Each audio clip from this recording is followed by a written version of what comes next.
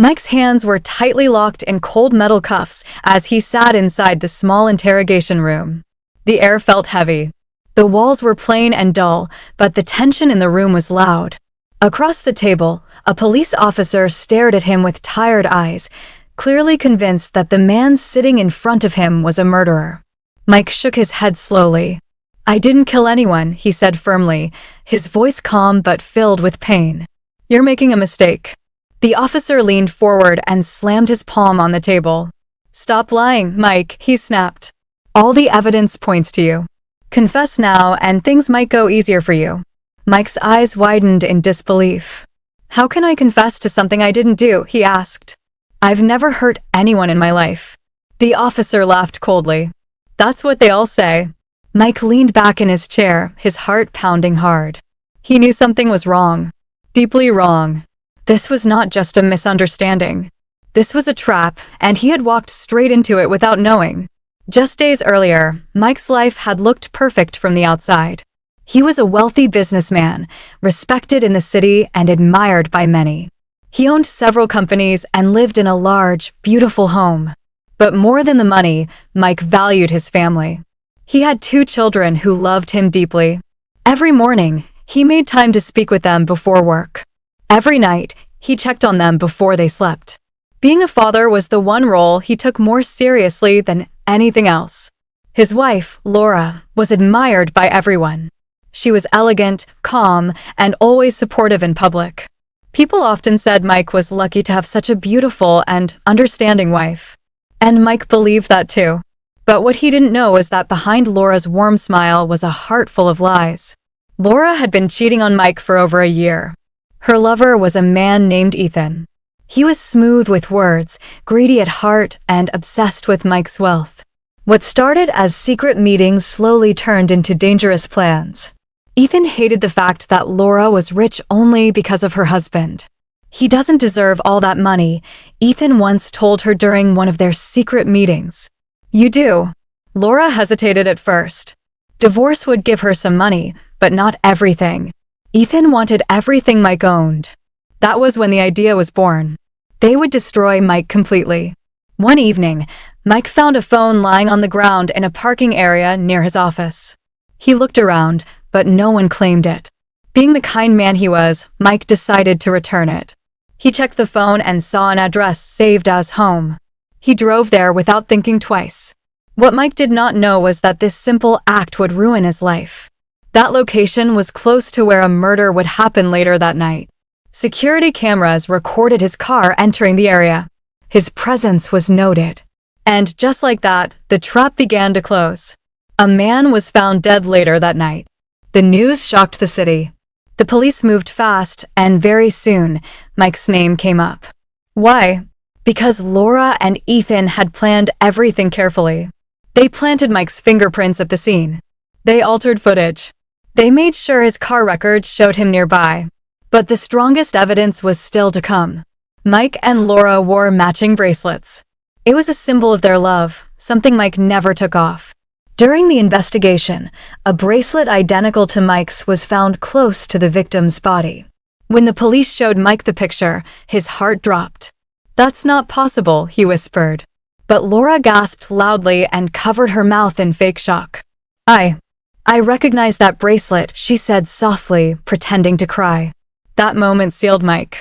Don't forget to subscribe, like, and follow this channel if this story is touching your heart so far. The police came for Mike at night.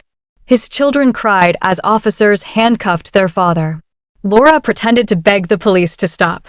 Mike looked back at his kids one last time. "I'll come back," he promised them. "I didn't do this." But his words felt weak against the sound of closing doors. In court, Mike answered every question honestly. He explained where he was. He explained why he returned the phone. But then came the bracelet question. And everything fell apart. His answers sounded confused. Nothing made sense anymore. The judge frowned. The jury whispered. Laura cried louder. Mike was found guilty. He was sentenced to life in prison. Back at Mike's house, his brother Jasper was cleaning the bedroom when he saw something that froze his blood. The real bracelet, lying quietly in a drawer. Jasper's hands shook. That means Mike was framed, he whispered. He grabbed his phone and rushed out. He needed to tell Laura. But Jasper never made it. The next morning, he was found dead. And his death was called a robbery gone wrong. Inside his prison cell, Mike sat alone. He had lost his freedom, his wife, his brother, his name. But when he thought of his children, something inside him refused to die. This was not the end. This was the beginning of a fight. Prison was nothing like Mike imagined. The first night alone in his cell was the longest night of his life. The walls were cold. The bed was hard. The silence was loud. Mike sat on the edge of the bed, staring at the floor, replaying every moment that led him there. He was innocent. Yet he was locked away like a criminal. What hurt him the most was not the prison, but the thought of his children. He wondered how they slept at night. He wondered if they believed the lies the world was saying about him. He wondered if they were scared. Every day, Mike woke up with the same question in his heart. How did my life end up like this? Prison was harsh. Some inmates mocked him when they heard his story. Others avoided him. A few tried to test him, hoping to break him. Mike learned quickly that prison respected strength, not words. At first, Mike was quiet. He kept to himself. He spent long hours thinking, remembering, and blaming himself for trusting the wrong person. But after weeks turned into months, something inside him changed. Mike realized one thing very clearly. If he stayed weak, prison would destroy him. So he decided to survive. Mike started reading books. Law books. Court cases. Stories of people who were wrongly accused but later freed. He studied late into the night, even when his eyes burned with pain. Other inmates laughed at him. "You think books will save you?" one of them asked. Mike replied calmly, "They already are." Slowly, prison guards began to notice him. He stayed out of trouble. He helped others write letters to their families. He listened more than he spoke. That was when he met Daniel. Daniel was older, calm, and observant. He had once been a private investigator before his own mistakes landed him in prison. One evening, Daniel sat beside Mike during mealtime. "You don't belong here," Daniel said quietly. Mike looked up surprised. "You don't even know me." Daniel nodded. "I know innocence when I see it." That night, Mike told Daniel everything. The phone, the bracelet, Laura's tears, Jasper's death. Daniel listened without interrupting. When Mike finished, Daniel leaned back inside. "You were framed," he said firmly. "And not by strangers." Daniel helped Mike see things he had missed. "The bracelet," Daniel said. "Did you ever buy a second one?" Mike shook his head. "No, just one." "Then how did it appear at the crime scene?" Daniel asked.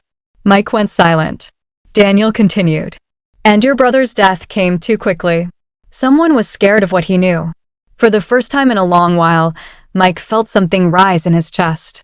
Hope. While Mike suffered behind bars, Laura was living comfortably. She moved into a new home. She dressed well. She smiled for the cameras and told people she was a strong woman who survived a terrible marriage. Ethan stayed close to her. But cracks were beginning to show. They argued often. Money disappeared faster than planned. Ethan grew careless. Laura grew nervous. Neither of them knew that the truth was slowly catching up. Mike's children grew older. They asked questions. Why did Daddy go away? Is Daddy really bad? Laura avoided answers. But doubt grew in their hearts. They remembered their father's kindness, his patience, his love. And children never forget love. Don't forget to subscribe, like, and follow this channel if you believe truth always finds its way. One day, Daniel received news. A former guard had contacts outside prison. One of them was a young journalist investigating wrongful convictions. Daniel passed Mike's story to her. Her name was Sarah. Sarah listened carefully. She requested access to old records. She noticed something strange immediately. Mike's car GPS data had gaps. Security footage timestamps didn't match. And the bracelet? It was bought again, months after Mike was already in prison. That meant someone else bought it. Someone close. Sarah also looked into Jasper's death. What she found was shocking. Jasper had called Laura the night he died. The call lasted only 20 seconds. After that, Jasper was killed. That was no robbery. That was silence. Sarah published a small article. Nothing too loud. Just questions. But those questions shook Laura deeply. Police reopened old files quietly. Laura noticed unfamiliar cars near her house. Ethan grew angry. Relax, he told her. They have nothing. But Laura wasn't convinced.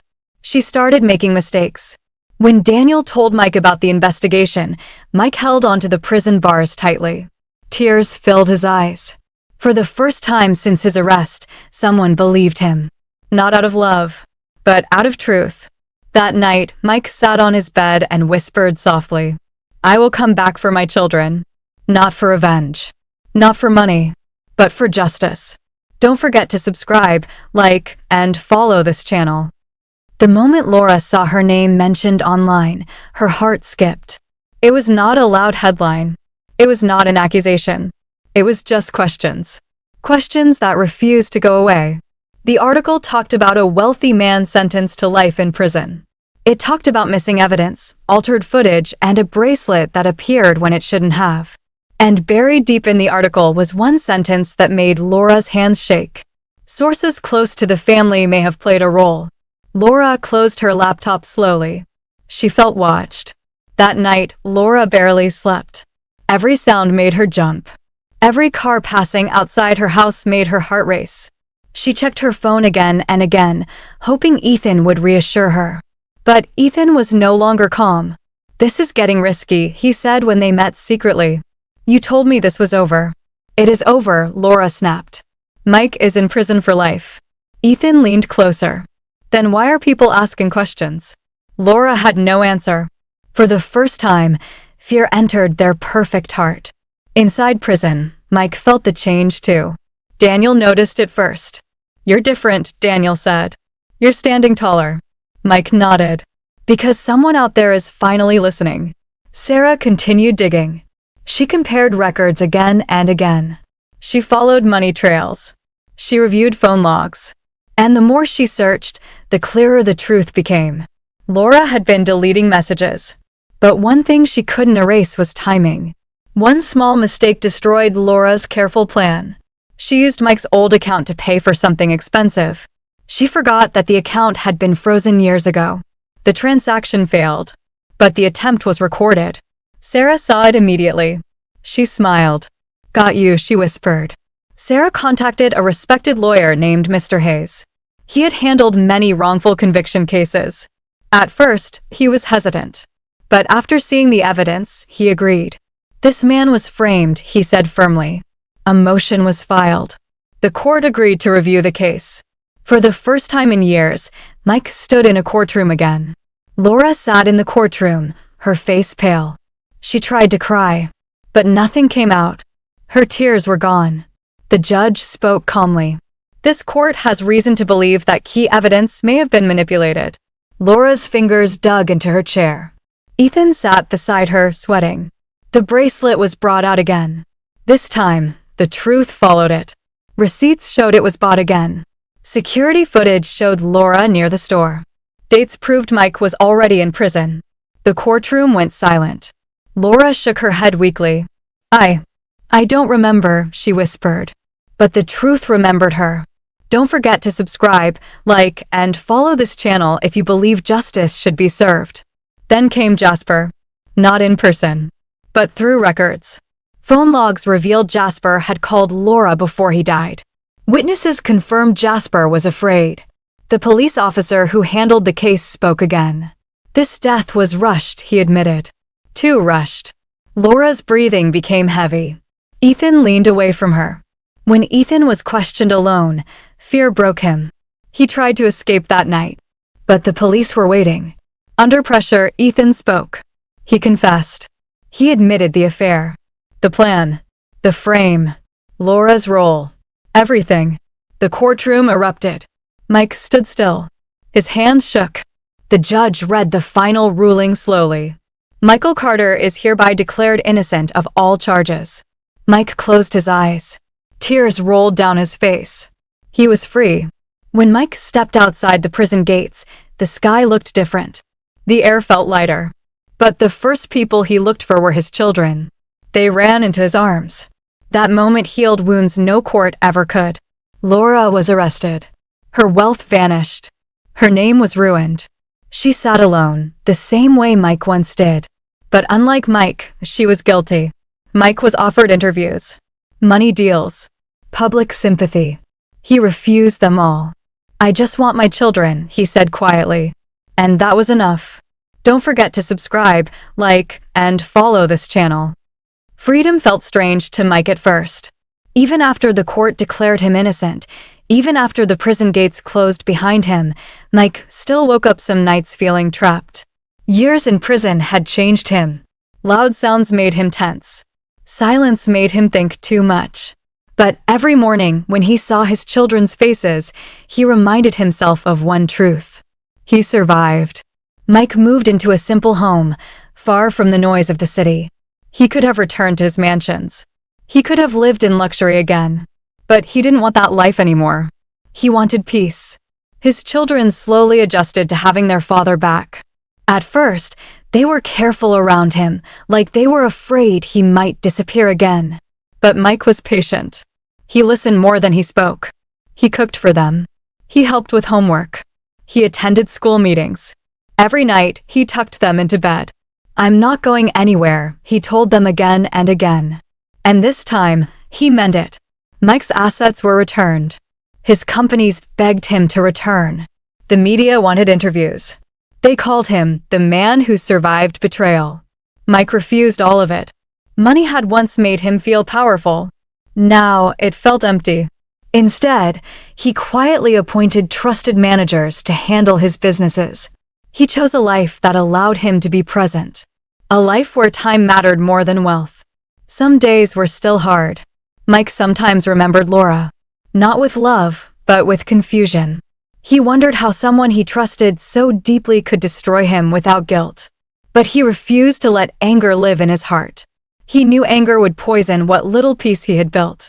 So he let go. One evening, his older child asked him a question he feared. "Daddy, why did Mommy do that to you?" Mike took a deep breath. "Because some people choose greed over love," he said gently. "But that doesn't mean everyone will hurt you." The child nodded slowly. And that was enough. One day, Daniel visited Mike. The two men sat quietly, watching the kids play. "You won," Daniel said. Mike shook his head. "I survived," he replied. "That's different." Daniel smiled. "Not everyone survives betrayal. You did." Don't forget to subscribe, like, and follow this channel if this story has moved you so far. Laura sat in prison. No makeup. No luxury. No applause. The same silence Mike once faced now surrounded her. She thought of the life she destroyed. The children she lost. The man she underestimated. For the first time, regret felt real. Years later, Mike stood at his children's graduation. He watched them walk forward with confidence. That moment made every pain worth it. Someone asked him once if he would ever love again. Mike smiled softly. "Maybe," he said. "But my heart belongs to my children first." Mike never sought revenge. He never needed to. Truth had done the work for him. His victory was not in punishment. It was in peace. Mike lost his wife. He lost his freedom. He lost years of his life. But he gained wisdom. He gained strength. And most importantly, he got his children back. Don't forget to subscribe, like, and follow this channel for more deep, emotional, and unforgettable stories. Thank you for watching.